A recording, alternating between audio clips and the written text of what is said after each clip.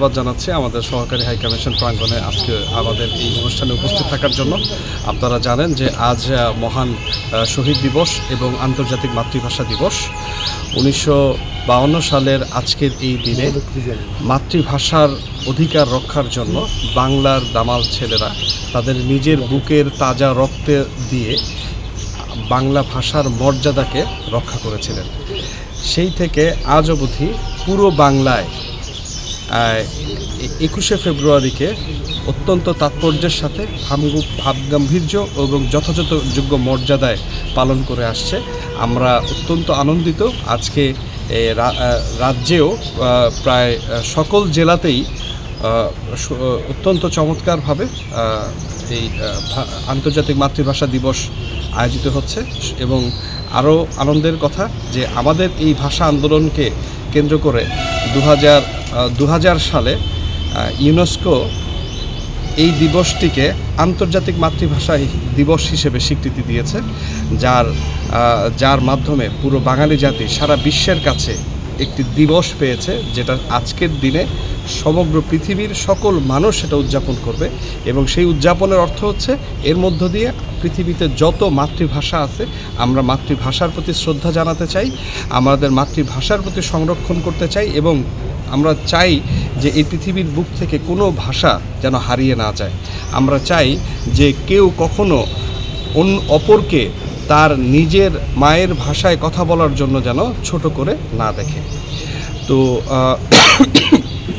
প্রতিবারের মতোই এবছরও বাংলাদেশ সহকারী হাইকমিশন আগরতলা যথাযোগ্য মর্যাদায় এই দিবসটি পালনের আয়োজন করেছে, যা শুরু হয়েছে আজ সকালবেলা সকাল 9টার সময় বাংলাদেশের জাতীয় পতাকা অর্ধনমিতকরণের মাধ্যমে। এবং এরপরে আমরা সহকারী হাইকমিশনের পক্ষ থেকে এই রাজ্যে অবস্থিত আমাদের দূতাবাস প্রাঙ্গণে যে অস্থায়ী শহীদ মিনার রয়েছে, সেই শহীদ মিনারে আমরা পুষ্পস্তবক অর্পণের মাধ্যমে ভাষা শহীদদের প্রতি আমরা শ্রদ্ধা নিবেদন করেছি। একই সঙ্গে আজ আমি এখানে পুরো রাজ্যবাসীকে আমন্ত্রণ জানাতে চাই যে আজ সারাদিন আমাদের এই দূতাবাস প্রাঙ্গণে এই শহীদ মিনারটি থাকবেন। তো সর্বস্তরের মানুষকে আমরা আহ্বান জানাচ্ছি যে তারা এসে এই শহীদ মিনারে পুষ্পস্তবক অর্পণের মাধ্যমে আমাদের যারা ভাষা শহীদ তাদেরকে আমরা স্মরণ করব। পরিবর্তনের বাংলাদেশে কিভাবে পালন করা হচ্ছে আজকের দিন? ঠিক একইভাবেই আমাদের, আপনি জানেন যে 21শে ফেব্রুয়ারিতে শুরু হয় মধ্যরাত থেকে, রাত 12টা থেকেই প্রোগ্রাম শুরু হয় ঢাকার কেন্দ্রীয় শহীদ মিনারে পুষ্পস্তবক অর্পণের মাধ্যমে।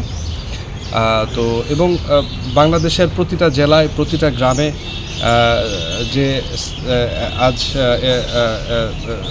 কেন্দ্রীয়ভাবে নির্মিত স্থায়ী শহীদ মিনার রয়েছে, তো সেই শহীদ মিনারগুলোতে স্থানীয় যারা রাজনৈতিক, সাংস্কৃতিক, সামাজিক নেতৃবৃন্দ রয়েছেন তারা সকলে মিলে, বিশেষ করে স্কুল কলেজের বাচ্চারা সকলেই এই কেন্দ্রীয় শহীদ মিনারে পুষ্পস্তবক অর্পণ করেন।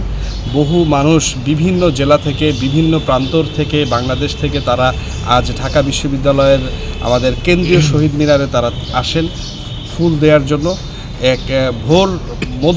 মধ্যরাতের পর থেকেই বলা যায়, ভোররাত থেকেই একটা অত্যন্ত ভাব গাম্ভীর্যের সাথে যথাযোগ্য মর্যাদায় মানুষ মিছিলে মিছিলে এসে কেন্দ্রীয় শহীদ মিনারে পুষ্পস্তবক অর্পণ করে আমাদের ভাষা শহীদদের প্রতি তারা শ্রদ্ধা নিবেদন করে থাকে।